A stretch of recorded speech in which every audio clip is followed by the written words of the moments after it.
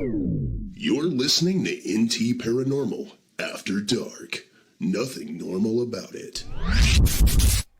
Hey everybody, welcome back to NT Paranormal After Dark podcast. I'm Ashton Rogers, and I'm joined here by Sarah Hatfield. Hey Sarah. Hey.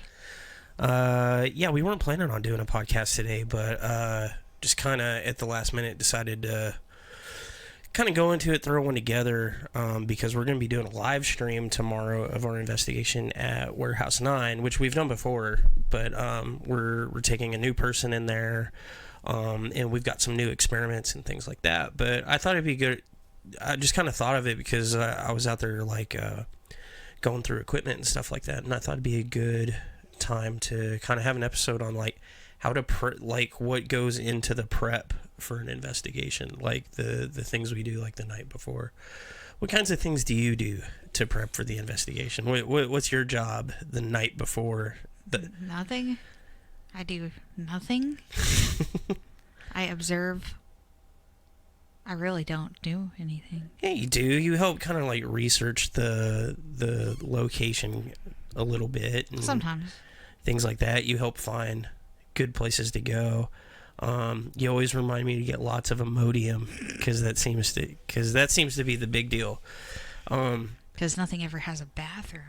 Yeah, that is one of the things about all the places we investigate. There's never a working bathroom. There's never any electricity. So we just take copious amounts of Imodium that day to just stop all molecular movement. I stopped water consumption 6 hours before. Yeah, like we just had a nice big meal a little while ago, and that'll be the last food that I eat for the rest of this weekend. That's really what I do to like physically prepare. Allie says she sleeps. Sleeps. Yeah, that's a good point, because since we stay up overnight and we do overnight investigations, we usually end up kind of sleeping in that morning or whatever, because we know we're gonna have like a long night. I'm up all night anyway. That's my pattern. I don't know. This time I'm renting a car. Like one of the big things that's such a hassle is once you become kind of like a bigger group, or you get where you're doing it more, you tend to accumulate more equipment, things like that. And I remember when we started out, we just had like camera and a recorder. A camera, a recorder. We took a phone. It was just this like little man purse that we would just throw in the back, and we're like, "Hey, we're good to go." Now we got like 10 cases I got to load in the back. We have to have a rolly cart for our stuff. Yeah, I've got this giant like tangle of cables in there because I've gone through and I have to strategically like charge every single thing to make sure it's checked off. I say up until Yoakum and the warehouse, we had never done a large location without electricity. Yes. So that's more stuff we've been having to do since we've been getting these larger locations, because before we could use your the little generator thing. Yeah, battery backup. But now it's not just, half a football field cemetery, it's a 3-story building. Yeah, the game kind of changes, and I guess the prep changes depending on the place that you're going to. Does it have electricity? Does it have Wi-Fi? Does it have functioning bathrooms? Are there things nearby? I mean, there's a lot that goes into it. But as far as prep goes, though, I found out really quickly it's important to like strategically check all. Like I've got a checklist in there of all the equipment, and there's 2 columns. There's charged and packed, because you don't just have to remember to take it, you have to remember to charge it, replace the batteries, things like that. And we had to get to a point where we had to document everything, because we started running into issues where we'd get battery drain or things like that. And since we didn't document that for sure we had changed the battery or charged the battery for that thing, we couldn't document it as evidence, because it really could have just been me forgetting about it. And one of the things I was doing for a while is like I would live stream me charging everything, but now I check it off on a checklist. But now there's like there's so many different like tests and things we want to try, new things we want to try, things like that. It's really important that we just kind of start with one thing and check everything off and go through. And it is kind of an arduous process, especially like changing out all the batteries, because you got to go through everything. Either takes AA's or AAA's or 9-volt batteries, or if it's like a rechargeable battery, they all have to recharge on these like different stations. So we just have this big case of like nothing but like USB cables, USB-B cables, all that sort of thing. And that's only like one part of everything that goes into it, because you got to replace all the batteries, and then you got to bench test everything to make sure it's working properly the night before. Make sure all the memory cards have been Yeah, cleared. I just got done clearing off all the memory cards from the last investigation, just to make sure, because you do it, but then sometimes you forget to like wipe it clean or whatever. So you got to make sure you got everything backed up so that you don't lose the stuff from the time before. And the funny thing is after an investigation, I should be really diligent about like bringing everything in from the car, and I'm not, because we usually get home so like wrecked afterwards. yeah, it's like 2 or 3 in the morning. So a lot of times all the stuff just kind of hangs out in the trunk for a day or a couple of days or something like that, and like Or 2 weeks. or 2 weeks, and I don't bring it in right away, and that almost bit us in the ass, because my car got ripped off the other day, and it had just so happened I had brought all the equipment in like the day before. I was like, okay, this has sat out there long enough. I need to bring it in, start uploading cards or whatever, and I just brought it into the garage and closed it in there, and I never even got as far as actually uploading the cards, but I got it out of the car. And then I got in my car to go to work the next day and realized, man, there's like stuff like it looks like somebody went through my car. This is really weird, because my trunk was open. And, for a week I was like, haha, bitches, y'all didn't get anything, because I got it all out. And then I realized I'd left my backpack in the back with all my D&D stuff in it. And so I was pretty sad about that. But I got the equipment out in time. They got $3 from me and having to deal with the smell of the inside of my car. Yeah, because didn't they found like some hidden compartment in your car you didn't even know you had? It's just full of melted chapstick. I might be a slob. I think that's more awesome than anything, because I could just imagine them like, they're like, oh, look at this secret compartment. She's either got money in here, this is where she keeps her weed, and they're just like prying it open. There's just chapstick just. It was bad. I just like, shut it. What? Well, know what's in there. Well, I'm not getting that out. That's hilarious. Listening to you in my car, just got out of the awful Walmart, thought about licking ice cream. It was don't do that. That chick's facing like federal charges for food tampering. Have you followed that at all? The stupid God. chick that licked the ice cream or whatever, and now people are like spitting in tea and all that crap. Like, I don't get it. There was a guy a few years ago. People are garbage in general. There was a guy a few years ago that was pooping into bags, drying his poop, and sprinkling it on the produce. What? That is a thing that happened. What the hell? is a Wash thing. your produce. For the love of God, wash your produce. But now they're going to require seals on the top, which Oh. isn't a bad idea. Except it's unnecessary, and it raises the cost. It's the same reason that you got all the cotton balls and all that garbage in the pill bottles now, like Tylenol, because one dude. Poisoned a bunch of freaking Tylenol and killed people. Yeah, but it was like one time. It was like the one time the urban legend thing was true. It was so weird. It's an overreaction, and I get it or whatever. But I mean, now your Bluebell's gonna be like mega expensive. If you think it's expensive, it's like $5.99 for a gallon of ice cream now.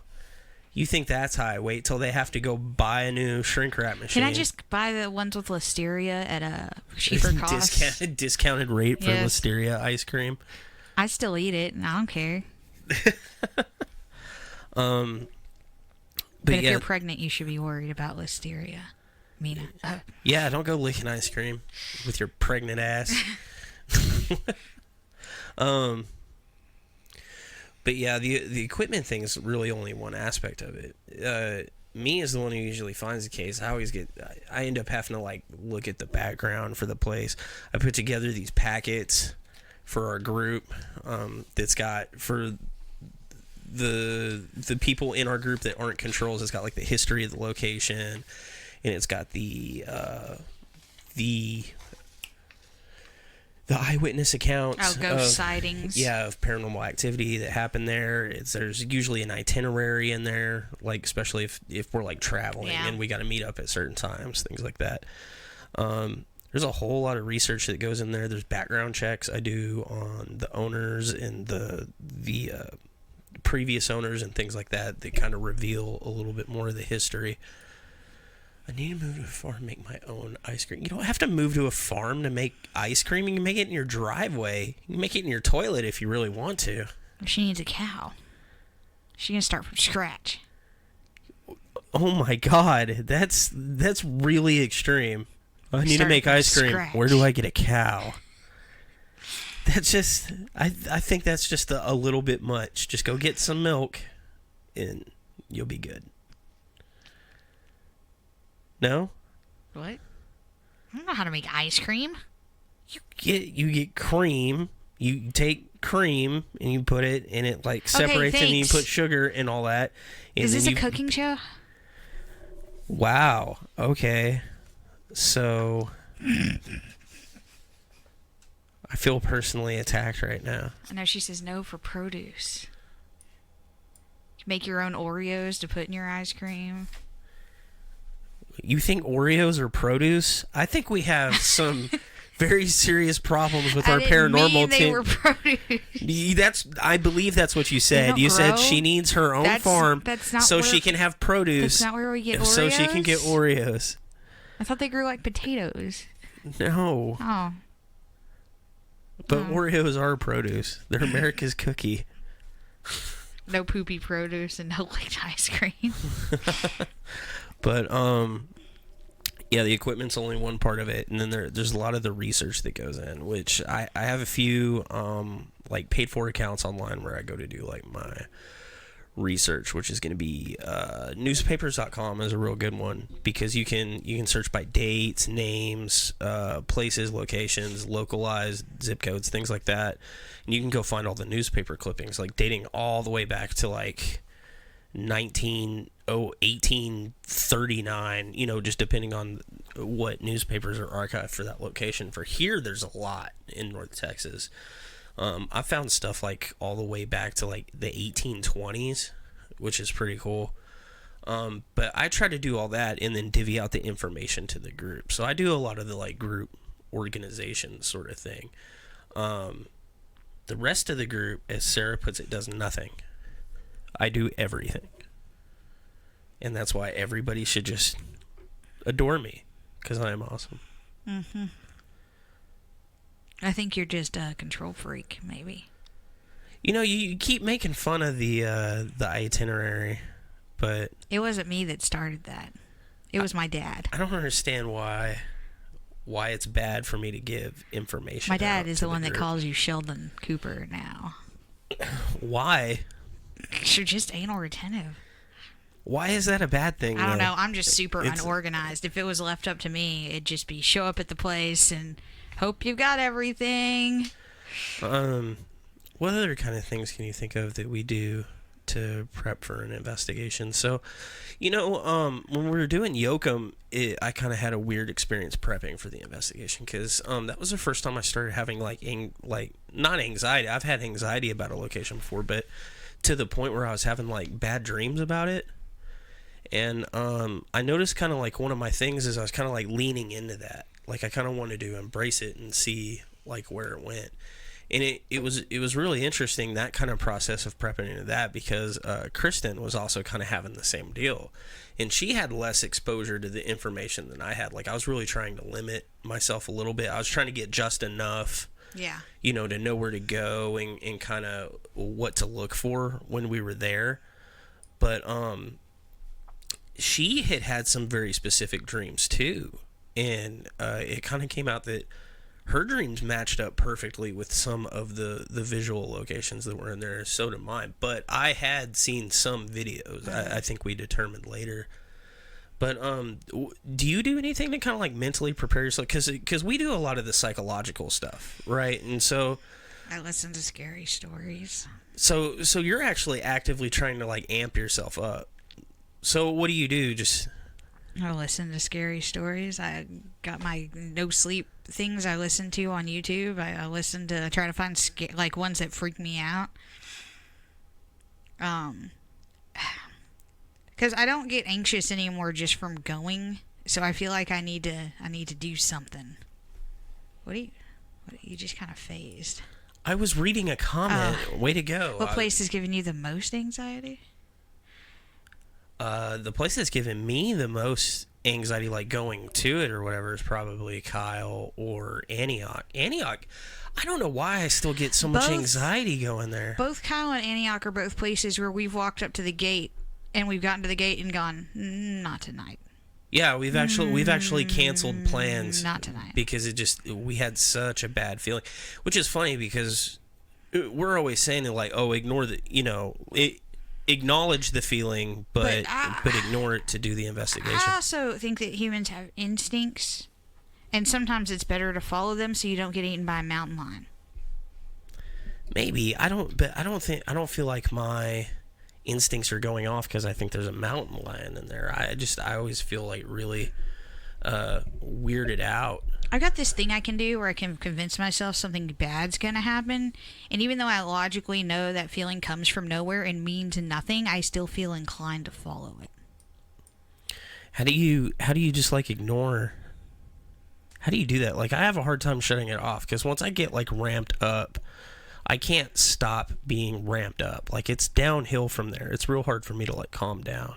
Especially like when something happens in an investigation, like the time I got my hand grabbed, really bothered me. It doesn't present as, my anxiety isn't externally presented.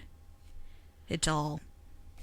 I remember that one time you're like, don't run, telling me not to do it, but really you were telling yourself That's not my to do one coping mechanism is say out loud to somebody else what you don't want to do. For some reason, that calms me down. I don't know what the mechanism is for that. It sounds personally vilifying is what it does. Sounds like you're blaming me for your weirdness. But for some reason, saying it in my own head doesn't work. I have to say it out loud.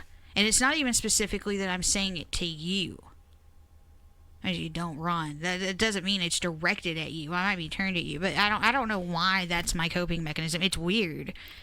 Can you remember what the first? Okay, like I remember when we started investigating together. Do you remember the first thing that like wigged you out and made you anxious? What the first like event was? I do. I'm just curious if you remember it the same. I know it was in Antioch. Oh, of course, yeah. Those were our first investigations. Was it footsteps?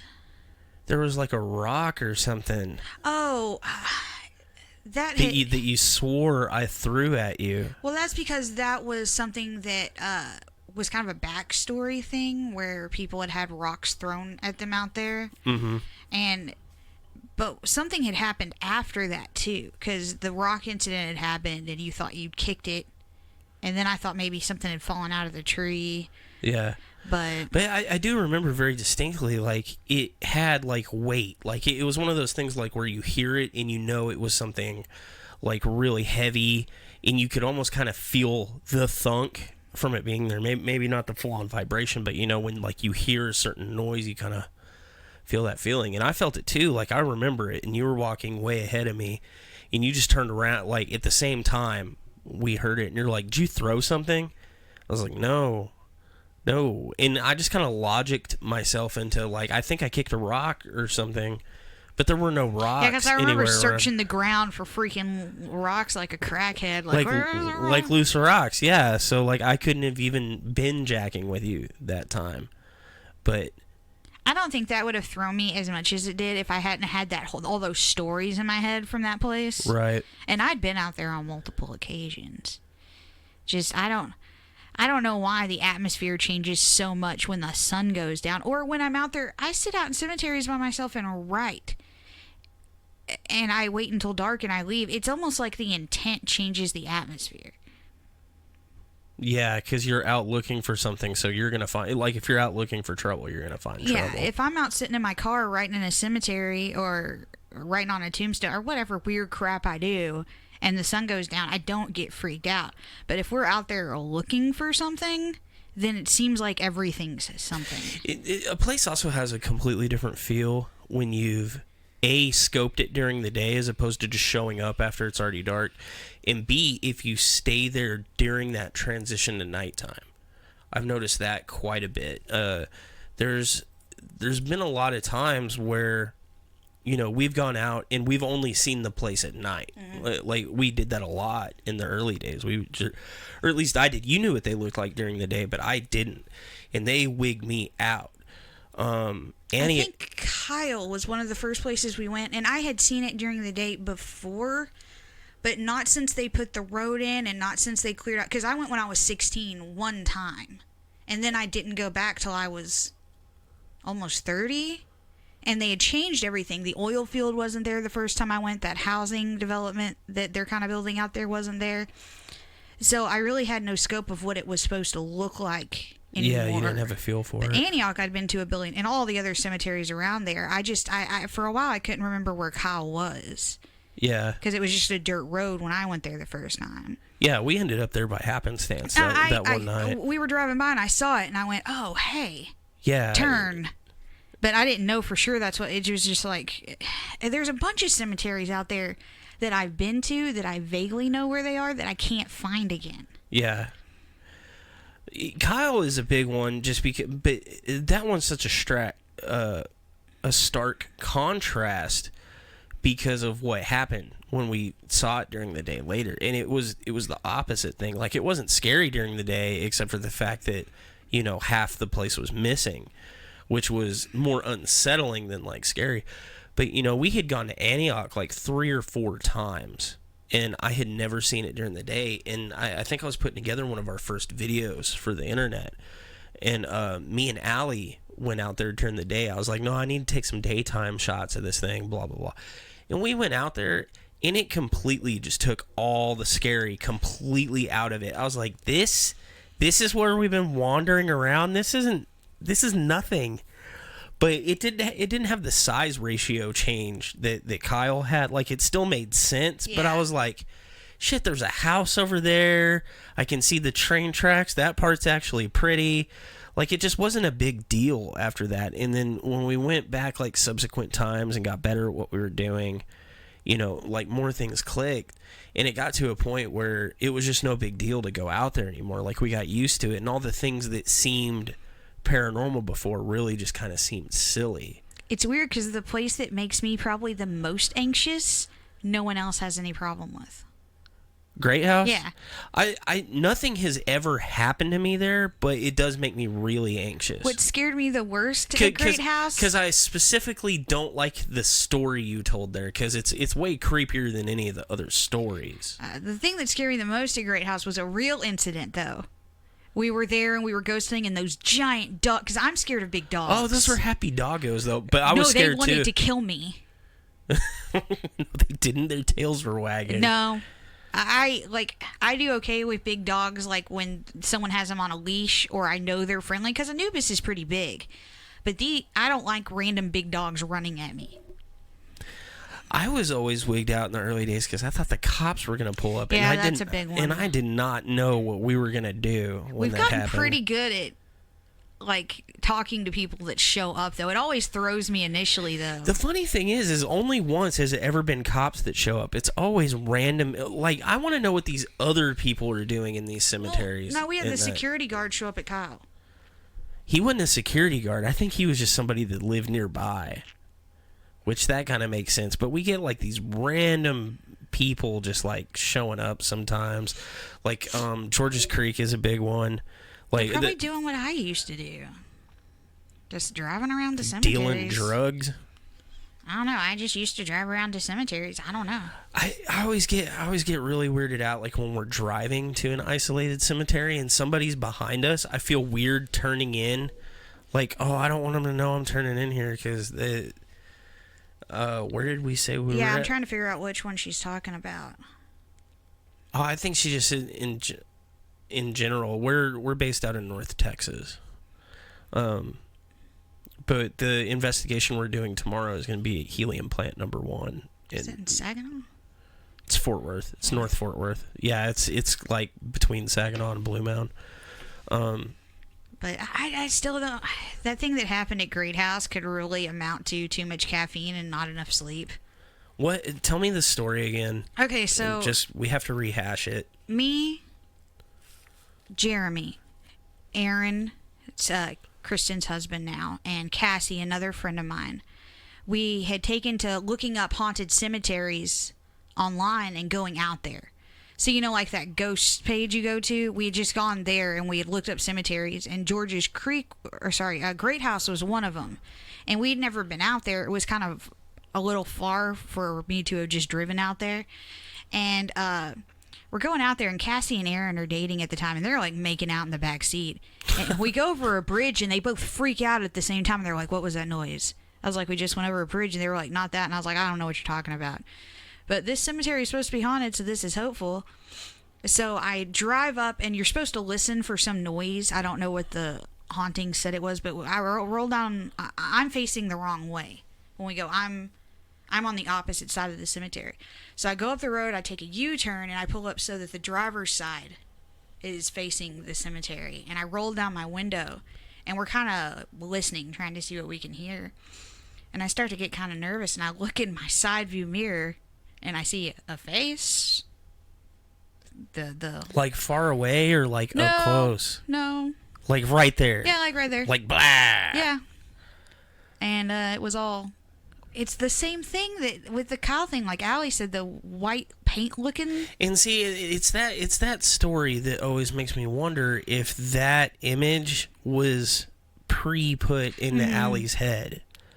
But it was so weird, and we left, and God, we were so wigged out. Because we'd all gotten freaked out. I don't know. I don't think anybody else saw. I think I had just hyped myself up, but Aaron had gone out that night, and he was like, "I think there's something in the backyard." And we all like slept in the same room. We were young, but it was pretty horrifying, and we didn't go back for a while. Like, we eventually started going back by there to try and recreate, but we never went in. We just drove by.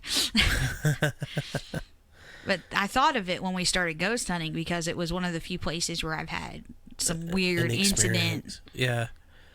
Well, you have a weird history with seeing faces too, because you saw a face at your house before you moved out too, in the window. That's the reason I moved out. Yeah. It's like, nope, not going back in there. But they weren't similar. They weren't anyway. Not the even same. remotely. Yeah. The one I saw looked so much like a real person in my mom's house that when I saw it, I initially thought we were being robbed. And my step-grandma was in the house at the time, and I was just like, well, guess she's dying now. I'm leaving. And then I realized it was like at the bottom pane of the kitchen window, which is like 2 feet tall. You've been to my mom's house. Yeah.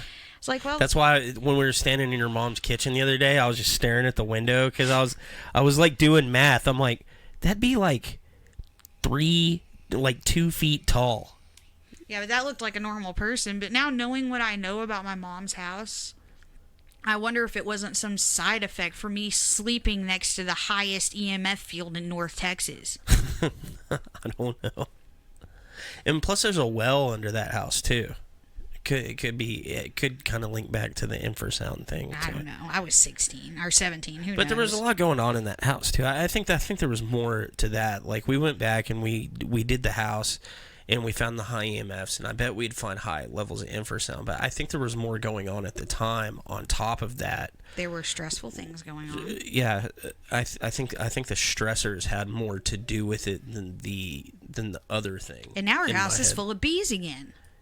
Bees. She went out. I was over at her house that one day, and she went in the backyard, and there just bees come pouring out of the house. And I was like, that's weird. She was like, yeah, we have a hive. And she sent me those pictures, and the entirety of the wall and roof were just full of honeycomb. Like, holy crap.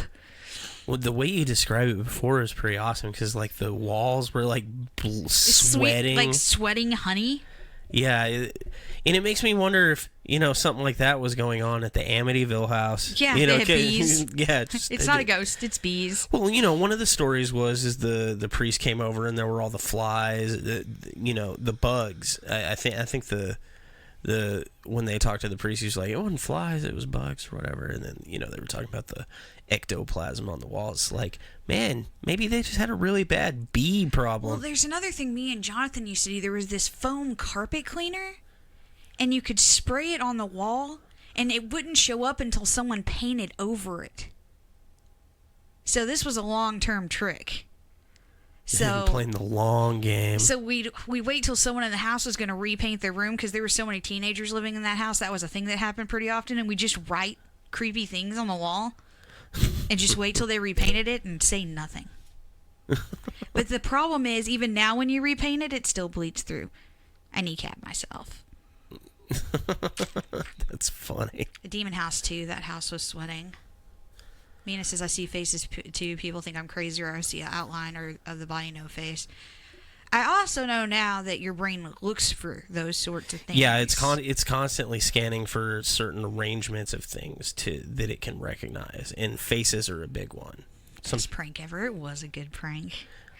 Demon house too. Yeah, she said it was sweating. Yeah, you know, I think that house had some seriously bad environmental I think they were poisoned. I think it was environmentally hazardous. I think they were legit poisoned. Because the thing with the sweating is there was like stuff on the blinds, and the lady touched it and it made her whole hand go numb. Yeah, I think something bad was going on. You know what it really sounds like happened though? That happened to my ex-wife. The exact same symptoms, everything with the hand. She got stung by an asp. It really sounds like she got stung by an asp, and they just didn't see it. But those hurt. She would have noticed that. It did. Her hand started hurting, and then it started like going numb with pain, and like swelling up and like turning white. Like she had some real problems. Well, Kristen got bit by one time and made her joints lock up. Oh my God, asps hurt so bad. I remember when that thing got Bethany. Like, we did not know what to do, and we went out and we're like, there's nothing out here except caterpillars. And then we looked it up, and they're like, no, these are like the most poisonous fucking thing on the planet. Catherine says, kind of like Snapchat filters, they always look for facial patterns. And I mean, that's the first thing you do when you're born, infants. The first thing they recognize is facial patterns. It's something we're programmed to do from in utero. How long does it take for an asp bite? It's a sting from their furry fur. Oh, and it's instant. It's like immediate, because she was digging around. She was trimming the bushes. We had them in the bushes. If you see a caterpillar and it looks like Trump's hairpiece, don't touch. Yeah. If it's just a really fuzzy caterpillar, then go get gasoline and burn it down. They're adorable, though. They are. They're absolutely adorable, but it takes a little while for the joint. Like, if your joints are going to swell and lock up, that takes a little while to set in. But the pain is depending on how bad it got you and who you are and stuff. Like, everybody reacts to them like slightly different. But it had got her, and it just like burned at first. She was like, whatever, and then like maybe a minute later, she just like her whole arm was like on fire. See, I got stung by one as a kid. I was climbing a tree, and all it did was swell. Yeah. But some people, put them in the hospital. Yeah, and if you get more than one, like, it's really. But I mean, that's what the symptom really sounded like. That may not have been what happened. Thanks for watching, Vicky. You have a great weekend too. And I hope that wasn't a bad omen with her phone screen breaking over our faces. I don't know. We do have the investigation tomorrow. Someone's gonna fall through the floor. Oh my God, up on floor 3. Yeah. I was just talking about that with Scott today. I was like, yeah, I'm going to have to be sure to remind everybody about that, because it's right there at the top of the stairs. It's such a giant hole now. Well, I was talking to a friend last night. She couldn't sleep either, and she had messaged me, and she was talking about the stuff she's chronically ill. She does to kind of distract herself and get out, and I was talking about ghost hunting, and I said, I'd like to take my kids on more investigations, but the last couple places we've gone, I would not let my kids walk into. No, they're abandoned, and condemned the buildings. Have holes in them, and there's black mold. There's vultures, and black mold, and giant mutant raccoons. It's the raccoon from Tales from the Gas Station. Wow, what's his name on Tales Rocco. Rocco. Rocco the raccoon. This one's Ferguson. He's the one that breaks in. Rocco breaks in and steals cigarettes from the gas station in Tales from the Gas Station. I think we're going to take some food tomorrow. Oh, to feed? Sure, we're probably not supposed to do What? No, we can take like a little thing of food, and then I can set up a camera in that room. Okay, but no one can yell at me if I try and pet it. I'm really sick of trying to pet wild animals and No, y'all going, you don't pet the wild animal. You cannot pet the raccoon. I tried to grab a giant It's snake. rabid. Me and Dad were out there taking pictures of a cemetery, and we found like a 4-foot long snake, and I just wanted to pet it a little, and Dad was like, don't do it. Your dad's kind of a wiener. I think he just didn't want me to bother the snake. It did seem very happy where it was at. They like tombstones. Oh, because They're warm. yeah, because they just sit out in the sun food. and they get hot. Yeah. Also, cat food is what we use in the demon dimension to attract demons to the cages. Yeah, the stinkier the better. Because they like cat food. Man, we need to work on that. We haven't Oh, worked on that in a little while. But yeah, I would really like to pet a raccoon. That is one of my life You goals. can try tomorrow. Maybe you need to wear a welding glove or something. Man, he's not tame. He's not a tame lion. He's huge, dude. He will whip your ass. I walked in that room and he was standing in there and he didn't run. He just looked at me. Dared you down. I was like, well, never mind. God, he's huge. He had to be what was making that noise in the main room. I've never seen a raccoon that big. But I'm really excited to go back and because this will be the second investigation we've done here. Because we did one private one, which was really kind of rushed because we were, which is part of our prep process actually, is we were trying to get familiar with the location before. Yeah, Catherine says he's not rabid. He's not rabid. He's a sweet boy. Yeah, whatever. But yeah, this will really be like the first time we've gone in with a serious bent to it. Yeah. And you know what? I'm kind of excited because we have a completely different team. Like, we don't have the same group of perspectives as we usually do because Allie and Kristen aren't going to be because they're both out with some other stuff. So it's me and you. And then we've worked with Emilio and Carlos before, but they have like some different methods in the way and they've actually got really good evidence in this place. Yeah. So we'll be Those jerks. I know we'll be following up on a lot of their cool catches, and then Haiti is in from New Jersey, Yeah. and so she's with Unseen Paranormal. Yeah, and so they all do stuff completely different than us. And me and you are completely outnumbered this time, so I don't even think it's our investigation at this point. I just think we have all the toys. I was just gonna find a dark room and sit in there and try and commune with the dead. Necromancy? Yeah. You want to try? Oh, did you see that thing about like there's like some foreign film Zombie Wrangler? Yeah, they didn't have a word for necromancy, so they called it Zombie zombie. Called it zombie wrangler. I like it. That's my favorite. And I was texting Haiti. I was telling her, I was like, yeah, there's a lot of good stuff in the zombie room, and it's just been. She's like, what the hell is the zombie room? I'm like, oh, we'll tell you when we get here. We have different names for the rooms depending on history and stuff that's happened in there. She's like, why is it the zombie room? Don't tell her. We should make up a story. We should. Because the real story is not nearly as cool. She flew in today. She's probably not watching this. I think she's probably on a plane. No, she's here. Oh, She's like okay. asleep somewhere because she's been up since like 4 a.m. and then just had like a horrible like long flight. So, but bring booze to commune with the homeless. Yeah. Yeah, so part of our prep process nowadays, now that we're professional, involves me walking through the area first during daylight hours. We didn't always used to do that because we had started because we were more adrenaline junkies at the time. Well, I'd had experience. I did want answers, but you guys were more adrenaline junkies, and so I just kind of went along with it. I was like, yeah, that's the way to do it. Awesome. But now, yeah, I'll typically walk a place first. And I might be an adrenaline junkie, but I don't want to stumble into a real person I don't know on any of these ghost yeah, hunts. Tomorrow before anybody else shows up, I'll just, and you might go with me, but I'm gonna drive up there and walk the whole building, make sure there's nobody camped out or whatever. I definitely like to go back during the day if you're going back. Yeah, and I got to meet up with Sam and get everything squared away because the power situation's different than it was last time, so we got to do generators, stuff like that. But what I want to do is tomorrow, like around between like 6 and 7, I want to go ahead and take all the equipment up there and load it into the lobby so I don't have this unload time. And what I'm going to do is I'm going to go ahead and set up all the cameras onto their tripods and leave them in the lobby room. So all we got to do when we get there is go put them on their marks in places like that. But yeah, I have more respect for the pre-investigation stuff now, because having a plan does help us. Like, because I used to get really stressed out because we would just show up. I'm and noticing start trying to plan a stuff. trip with you. Planning a trip without any form of itinerary is not a good thing. I don't need an itinerary. I need an idea of what's going on.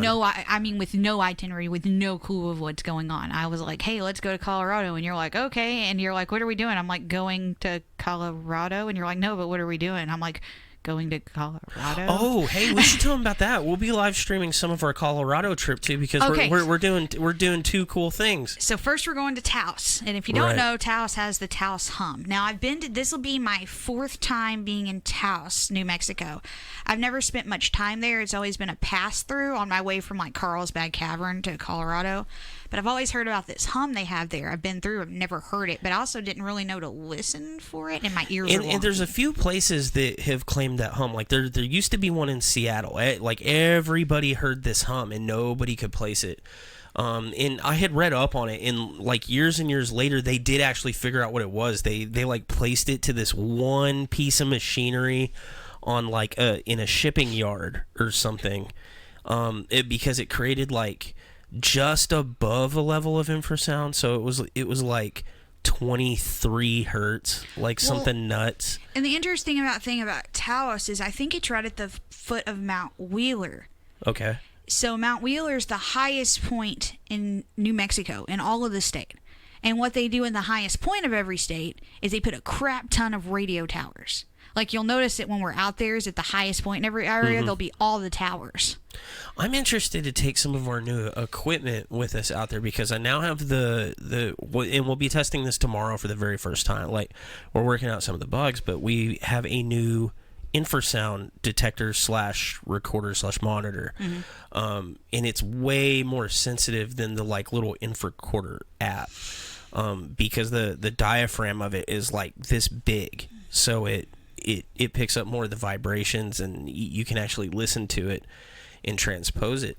But we'll be using that. And I also got the decibel meter now, which turned out to be really super handy, because when we just did that quick little test out at Georges Creek, and we would be like deathly silent, and it would sit at like a certain level, and then we'd think we'd hear something, we could look at it, and we could see that the meter was going up. So it's a good way to kind of debunk, am I really hearing this, or is there something going on? Okay, so because Catherine just said it, the next place we'll be going that's it might be interesting is we'll be going to Estes Park, Colorado. I've been there once, and if you know anything, you know the Stanley Hotel is there.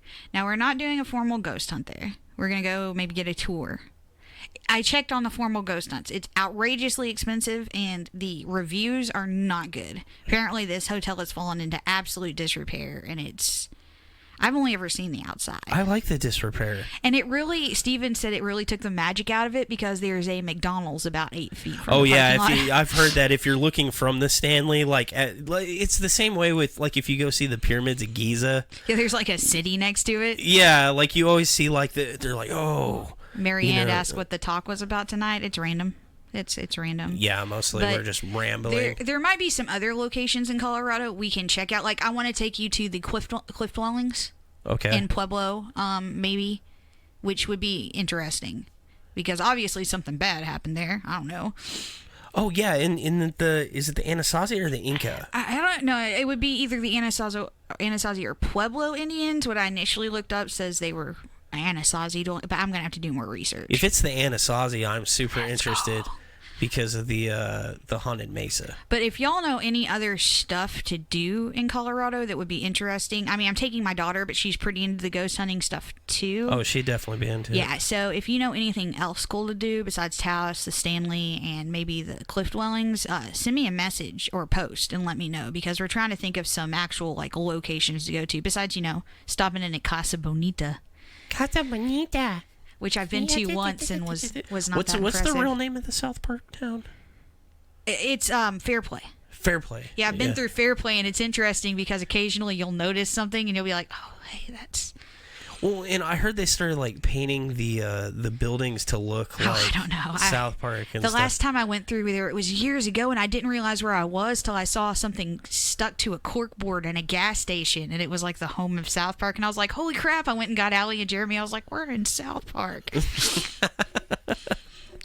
But there's a lot of interesting stuff in Colorado, and I especially like cemeteries in the mountains because they're always so weird because they have to they're kind of terraced and cool looking.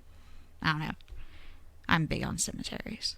That's fine. I'm down for doing that, but I'm really looking forward to like checking out the Taos home because it's not a ghosty paranormal. You know, that's a more sciencey. So that'd be like when we finally go do the Marfa Lights or something like that. I like that sort of thing. And I recently just watched that thing on Bob Lazar, and now I'm all, you know. Well, I've been watching this storm on Area 51 thing. Shitty walk. I have a few thoughts on this Area 51 incursion. Okay, yeah, we probably should talk about this. Okay, so someone just mentioned it. Everyone's talking about going to Area 51. I have been. Yeah, if you haven't been watching the news, guys, so it's a up bunch to of 450,000 people have pledged to storm Area 51 on September 20th. I bet they can cap at least a few thousand of them before they get there. So September 20th, they got a plan. They got a map. They're showing like the first wave will come from here. The second wave will come from here. Everybody's all about this thing. It's gonna happen. Someone's gonna show up. Now I don't think all 450,000 people are gonna show up. I think it's gonna be 16 dudes, and they're gonna be like, yeah, and there's gonna be like 5 guys up in the mountains like, yeah, go ahead, do it. I'm gonna go watch. That'd be fun. I think that's what everybody's thinking. Me and my friend Jeremy and Allie, who's in our group, we took this random trip one time. We went to Colorado a few years in a row, and one year we decided, hey, let's just go to California. We got nothing better to do. Let's just drive on through. That's nice. Didn't cost any extra money, man. So we go through Nevada. We take the loneliest highway. That's 150, I think. It's 150 in Nevada. And when we come back, we want to go through Vegas. We don't want to stop there. Just no one but me has seen it, so I wanted to drive them through. But to get there, you have some options, and one of them is the UFO highway. And UFOs are my least favorite thing. They are my least favorite thing. They're not my least favorite thing. But everyone else in the car wanted to do it. And I was down. I wanted to see a UFO. But the first thing you realize about Nevada is they don't fence in their cows. They just let them run across the road. There's a cattle guard, and then there's just an open field, and there's cows in the road. And you're going 125 because it's Nevada, and you want to get the fuck out. So we stop in Rachel, you know, at the Little Alien with the big white mailbox that I guess is supposed to be black. I don't know. And you look out into the desert, and there's nothing. There is nothing. So these people are going to have to hike through the desert to a military base. And you know what they do? You do when you get to a military base? You stop at a checkpoint and you show ID before they let you in. So I want to know, are they going to try and storm past the armed guards? Yeah. They're not. So they know they'll shoot them. They're going to crash the fences. They will legitimately shoot them. Yeah, it's a fucking military base. But I hope no one takes their kids to that. I don't know how you get to 450,000 people without, you know, breaking a few eggs. A bunch of people are full of crap. That many people. I feel like it might thin out a certain political party a little bit. I feel like this might be good for 2020. I don't know if it's that political party that would go to something like this. I'm just saying the elections are in November. This is scheduled for September. It might be just in the nick of time. Might be just what we need. What's going on? Okay, but how many armed soldiers without any military markings could they have? Everyone that has ATVs or motorcycles could get there off the beaten path. But here's my thoughts on it. A few years ago, there was a mass shooting at Fort Hood in Killeen. Yeah. And since then, he was internal to the base, but they've changed the way they do things. I think they're a lot more likely to shoot them now after that happens. Oh, yeah. Oh, there's I'm a not lot. saying There's people a won't lot. get through. I don't think there's anything at Area 51, and I think they're kind of just jerking each other off at this Well, point. here's the deal. But They've been okay. So it's, they will die by death ray. Yeah, they're going to use the alien technology to blast them. That's what I really hope happens. Is that some people do get through the gate, but they don't get to the base, and then like all the ships come up, and then they just Zap dart them. off. And they're like, oh shit! Just like, oh, what do we do? Or the ship's going to go like Independence Day, and the glowy thing's going to come down, and they're all going to stare at it, and then they're going to die. Yeah. I don't know. But this place is out in the middle of nothing. Yeah, okay, so like 450,000 people don't live near enough to Area 51 where it's all locals. No one lives next to Area 51. And no one's flying out there to do this. Like, it's going to be like 8 people. I don't even think it's a real thing. I think it's a hoax on the internet anyway. Excluding Las Vegas, the population of Nevada is less than the population of Kleber. That sounds about right. It's almost uninhabitable. Well, I mean, there's huge parts of Nevada that are uninhabitable. When we drove through Nevada, there were 100-mile stretches of nothing. It would be like 80 miles, next rest stop. And in between here and there was no houses. There was maybe a ranch. There's nothing out there. It is horrible. I don't think anybody's storming Area 51. I think it's just an internet hoax, something that One jackass is going to show up. Someone will show up. It's probably Area 52. I'm just waging that if there is some sort of alien tech under that base, that they can kill all these people. Well, I mean, the thing is the alien tech is supposedly housed at S4, not Area 51. Area 51 is near S4, but that's not where anyone ever said anything was. And all the tests actually happen at Papoose Lake, not Groom Lake. But it's like, oh, we're going to go storm Alamogordo. Why? Same thing as Area 51. They did some nuke tests. There's nothing there now. Yeah, there's a whole bunch of just craters out there. There's probably a lot of it that's fucking radioactive. Yeah. It's I don't know. It is interesting though that like the Area 51 thing still just persists, and people are just like, we've had enough. We want the truth. And it's funny when the truth is that there is nothing and people just will not believe it. I don't know. I mean, they do test not spacecraft. They do test aircraft. I'm sure out the there military does all like sorts of shady stuff, but I don't know that thing. Cover that up. You can't just do a mass shooting without a good cover. They would say they were abducted by aliens. Oh, I figured they just hired crisis actors. Oh yeah. Crisis aliens. I don't know if they did shoot a bunch of people. Like, how would they cover that up? I don't think they would have to. I think they would be justified. They'd say, no, they tried to storm our military base. But you know what? That is funded by my taxes. Don't I have a right to go there? Once those taxes leave your pocket. Yeah, you got a good point. I've made that argument in the past.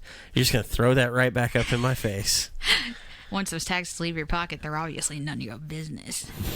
But no, I am absolutely sure they are doing weird stuff out in the desert. I just don't think I tell you this, if there are aliens at Area 51, it's exactly like Independence Day where they don't tell the president. Mm-hmm. Because if the president knew that there were aliens at Area 51... Oh, that's 51, a meme now. Well, I know there's not aliens. Why? Because Trump would have tweeted it. Yeah, dude, if I was president, the first thing I'd come out with is, hey, there's aliens.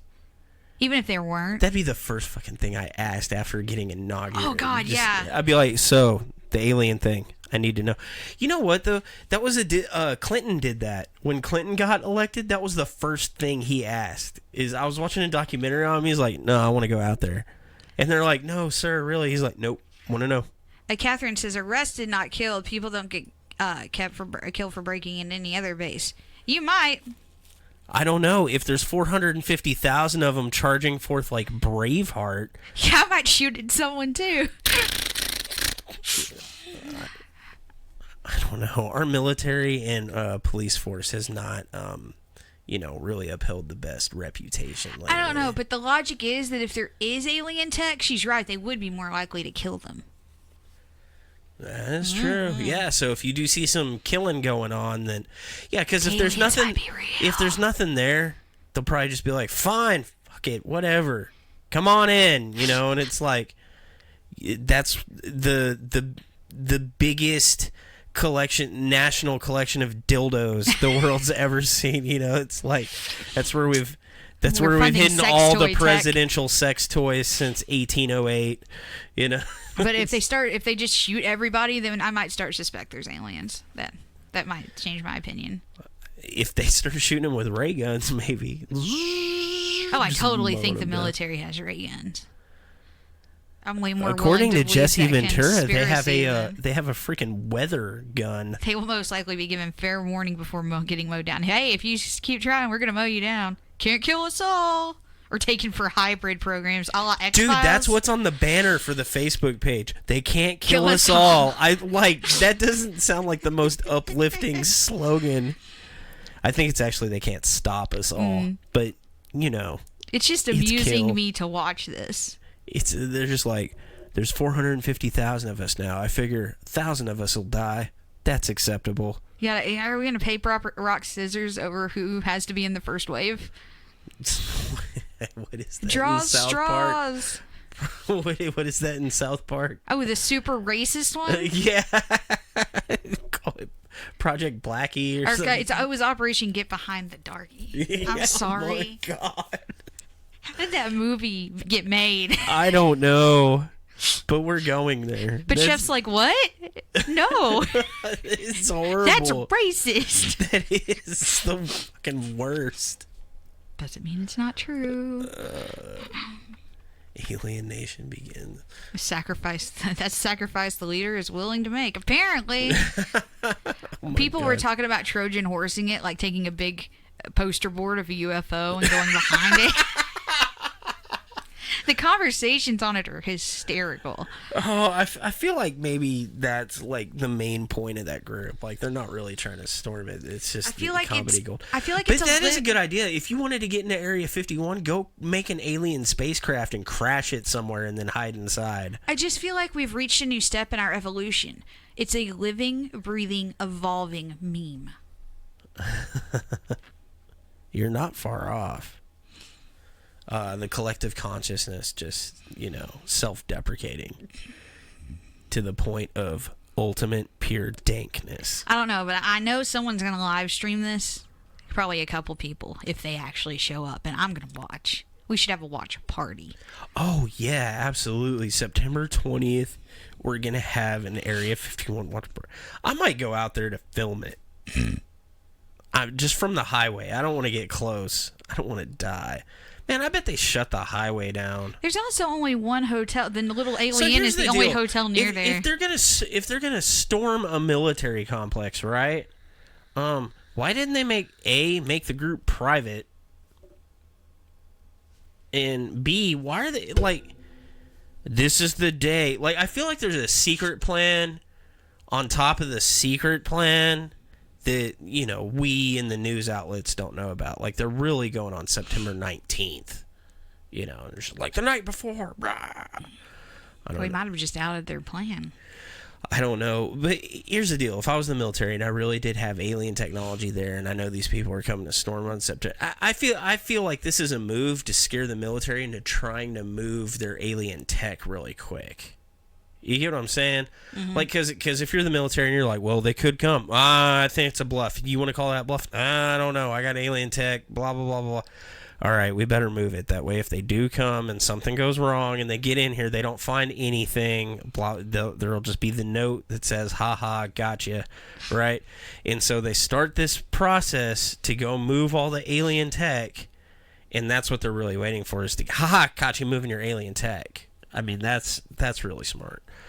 Except that's going to make our taxes skyrocket. I mean, how much do you think it takes to move 9 spacecraft from Area 51 secretly to Area 52?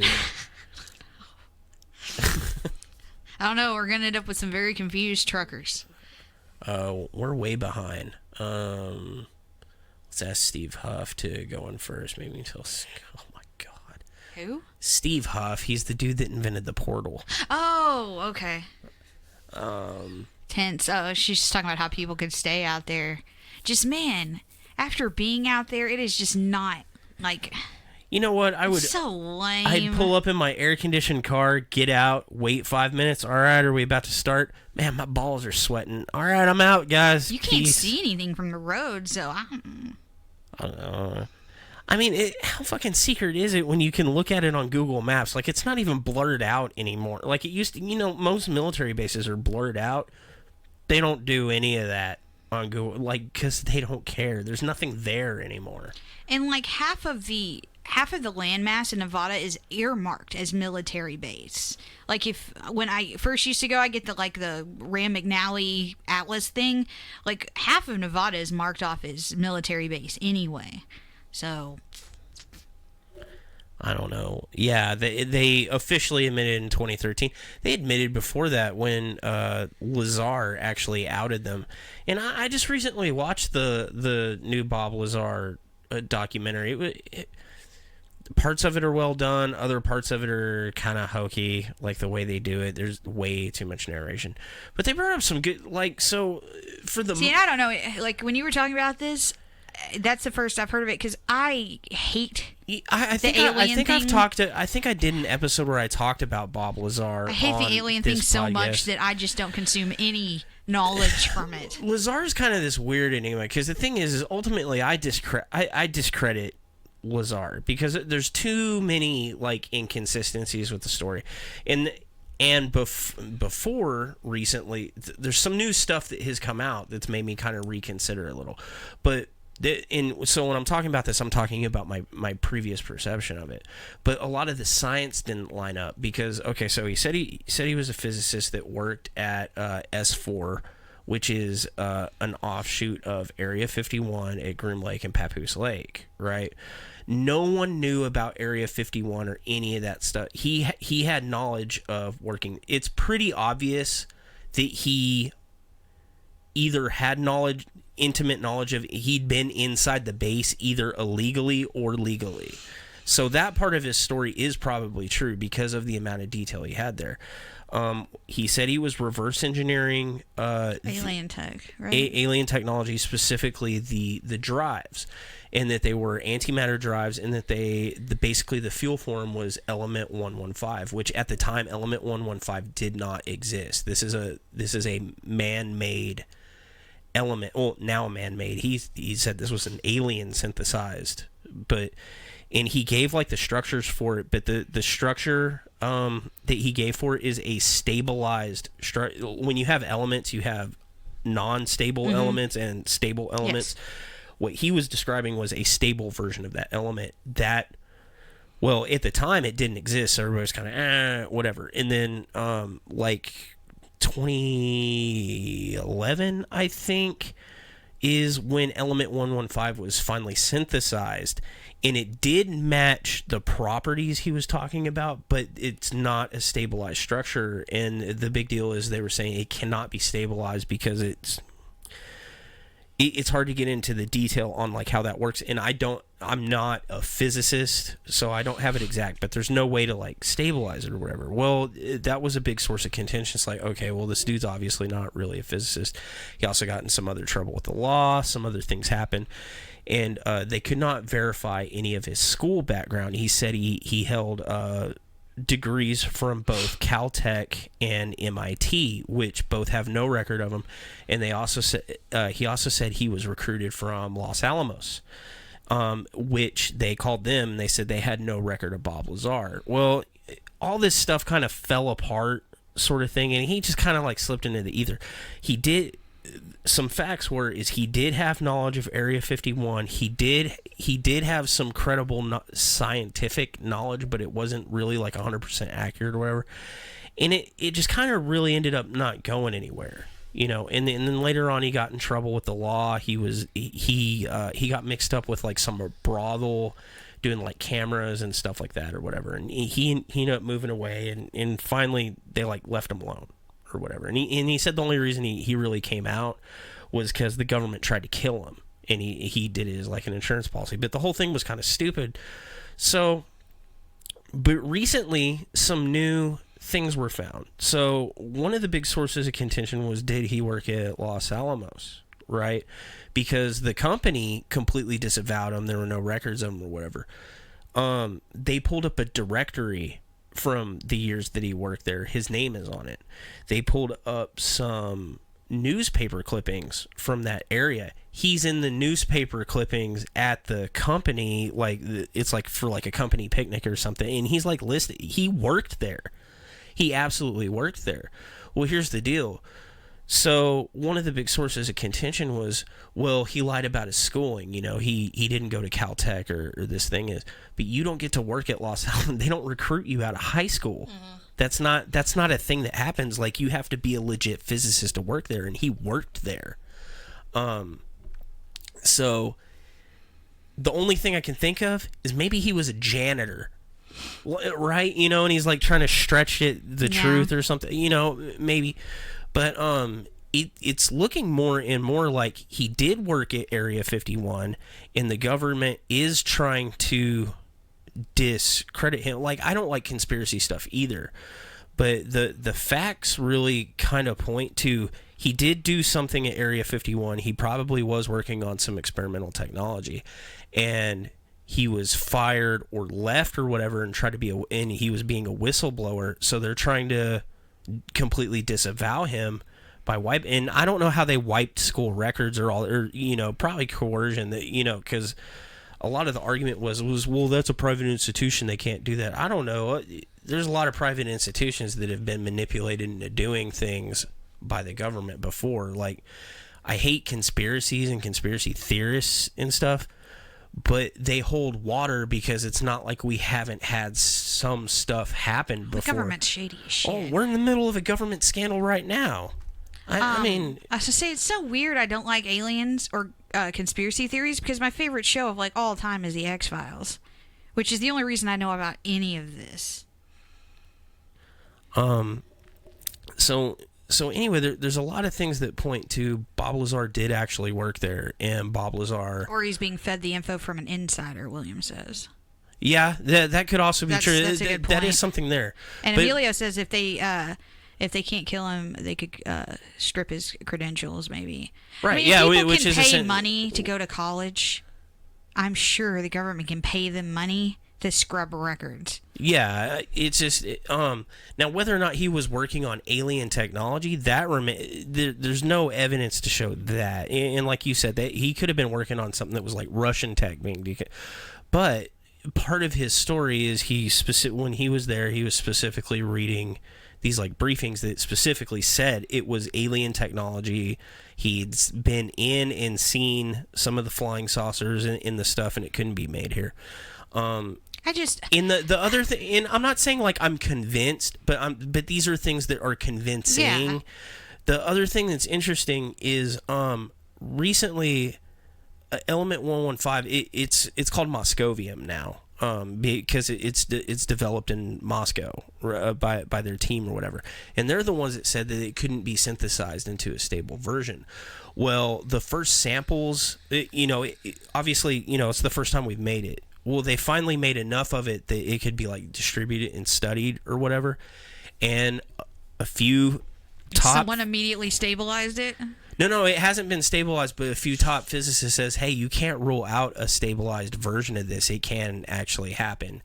There's certain criteria that have to be met that we don't know how to meet yet, but they said ruling out a stabilized version of it is BS, because for every unstable element in the universe, there has to be a stable version of it.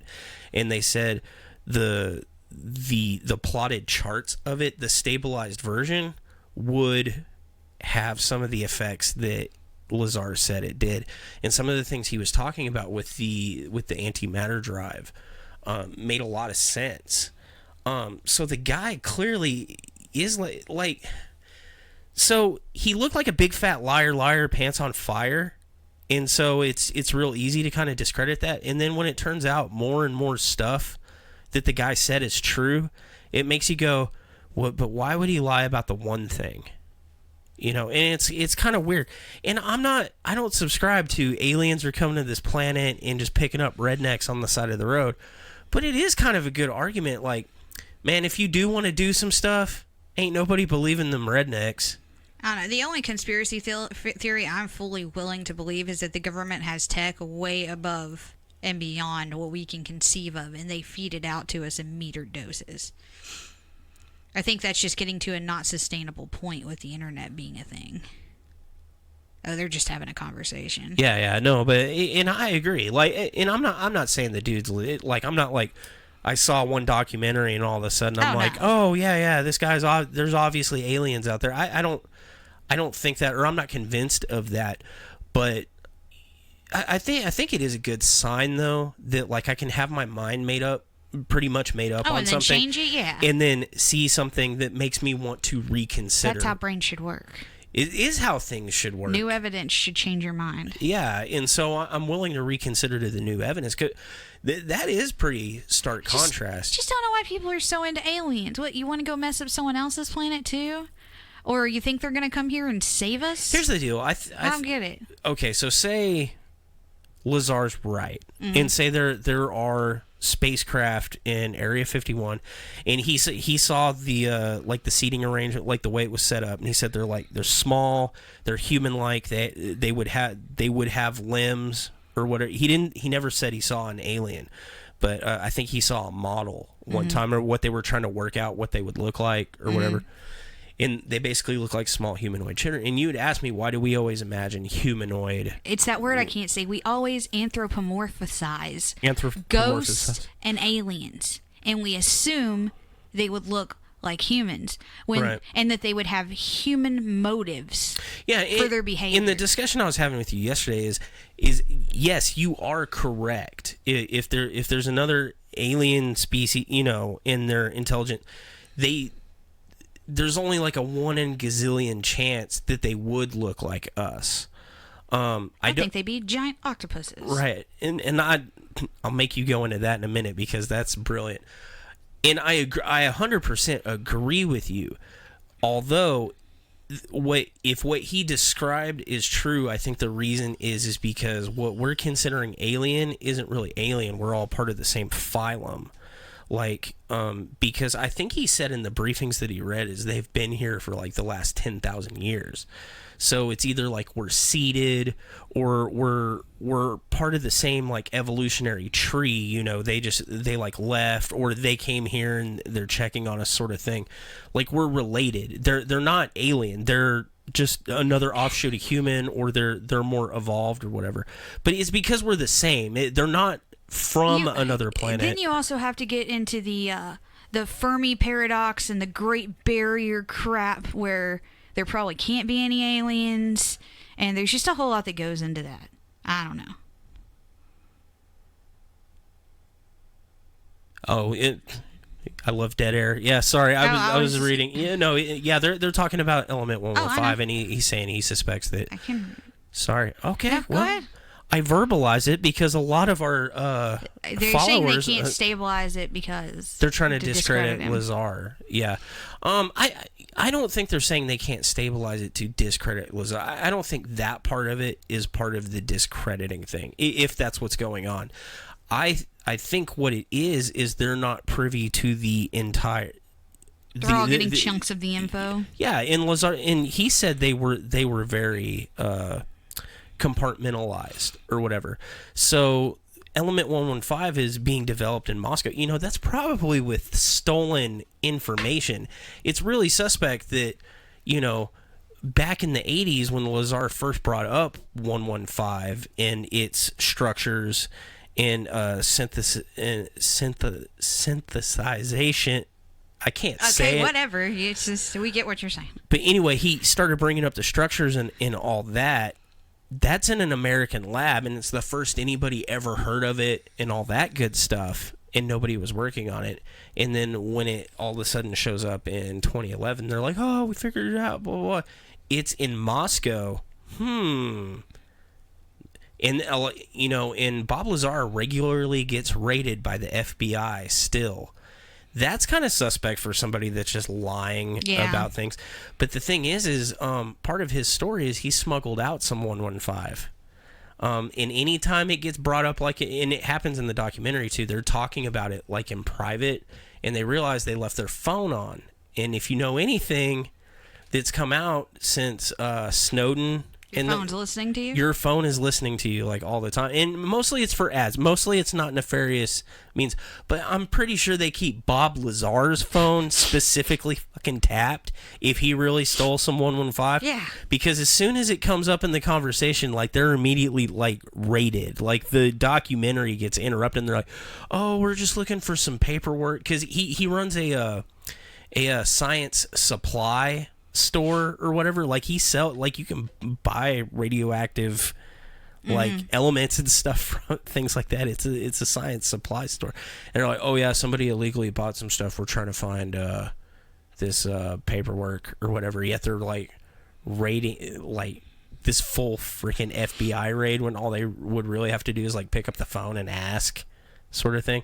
And it happens just after they mention it, and it's like, interesting. You know, and he's like, wait, did you have your phone off? And he's like, oh, no, I had it in my pocket. And yeah, that's what. I bet. So here's the deal. I bet there's no aliens in Area 51. I bet they were, but I bet they were working on basically what he was talking about, trying to figure out how to do it. And they were synthesizing element 115. He figured out how to stabilize it, and then he sold it to the Russians. Because he's just a filthy fucking traitor. That's all it is. And they're mad about it, and they don't want to kill him because he might be the only one that knows how to stabilize it. Or he might have the only stable version of it. You know. I don't know. There could be a million things going on. He could be BSing about the alien thing, and there's other stuff going on. The FBI could raid my house any minute now. As soon as they figure out I've got the 115. My phone is on. Oh, no. I don't think they're wiretapping us. I'm so boring. So that's how we prep. This is how we prep for cases. No, but so we do a lot of stuff with the equipment. We do a lot of history look at it. We do a walkthrough, and then we typically show up, and then I spend about 2 hours setting up equipment and saying dirty words. And I love how you're still pretending that's what this podcast is about. I don't know. That's my favorite thing. What I was trying to do was rope it back to, we were going to talk a little bit about the place and the things we're going to be looking for tomorrow, and basically plug our live stream tomorrow. And then I was going to derp out on this whole thing. What am I supposed to read out of all this? You don't have to read anything out of it. Just the helium plant's really cool. It's the first. Speaking of military bases and government conspiracies, this is one. It does kind of all tie together. There was That's a awesome. helium plant here that wasn't here. Yeah. So they made it like just prior to World War One. And what it is to get helium, you have to like extract it or whatever, and they were trying to find a cheaper way to make helium. And what they were doing is they were taking Is it natural gas? Yeah, they were taking natural gas and they were pulling part of the elements out of it, leaving only the helium. And it was a brand new process. They had never tried it before. So what they did is they built the military base in North Fort Worth off of Blue Mountain Road. And it cost a whole bunch of... $6 million? Is it $6 million? It cost them like $6 million to build it. And but they couldn't say it was an experimental helium plant. $2 million. Nope. Pretty sure it was 6. To build a 10-inch pipeline. It was $2 million just for the pipeline. Yeah. To the Fort Worth chemical plant. Right. They ended up using like the plant cost $5 million. That would have been $65 million today. Okay. They used an ass ton of taxpayer money to build this thing, but they couldn't say what it was, and they had to say it was something. So they said it's a chemical plant, and they just ran it that way for a little while. Then they were like, "Hey, we need to blow up a Zeppelin." Yeah, and then they realized, oh shit, we're gonna have to fill up one of these Zeppelins. But they're gonna know then. They're gonna figure it out. So let's say we're gonna build a helium plant. Yeah, and charge them $6 million. Yeah, they're like, it's gonna be $6 million to build a helium plant next to the chemical plant. Oh, and we're gonna turn it into a military base. And so they took another $6 million the tax pool and built the rest of the military base and added some features to the helium plant. And then everybody knew there was a helium plant here, and then they filled up a Zeppelin. And this is where they filled up Zeppelins for the longest time until the well basically dried up. The experimental process worked really well, but there were some accidents on the property. Like one of the buildings exploded, a bunch of people got injured, a few people died in the infirmary, and eventually they turned the infirmary into a warehousing, like a chemical unit or whatever. It became part of the process or whatever, and then they ended up building Carswell Air Force Base. Yeah, used for an infirmary before it was used as part of the plant. There were 20 people injured, and it caused accidents caused 2 fatalities. The details of the incidents are not publicly known. Classified as severe chemical burns. So those were the deaths there, and then later on a squatter in Building 7. Oh yeah, which that was in 2013, I believe. I think after, because 2014 is the last date before that. So yeah, I think not it was, too long ago. Yeah, I think it was in 2013 because I think that's when Hangman's had actually got in there and started doing the haunted house in Building 7. Yeah, Hangman's got the property in 2014 and began using Warehouse 7 as the main haunt. Right, so 2013 would be when the squatter caught himself on fire. Yeah. Okay. Yeah, so in one of the rooms, squatter basically burned himself to death. But I'm pretty sure he died of asphyxiation. Before. Most burning deaths are asphyxiation. Yeah. Because usually if you catch on fire, you would run out of room. You'd be like, that And if hurts. you catch on fire, the first thing you do is run out of air to breathe. Yeah. You usually don't burn to death. Yeah, But he was trapped or something. I think he was unconscious. Well, because he lit a fire in an enclosed room. That's what you do. That's how I do it. I wonder how many secondary deaths happened that they covered up. I don't know. Have you watched Chernobyl recently? Oh, wow. Burn. None of those deaths were from that. Oh, really? All the cancer? That's not from the radiation? Anyway, the building, it's like 102 years old now. 102, 103, somewhere right in there. Really old.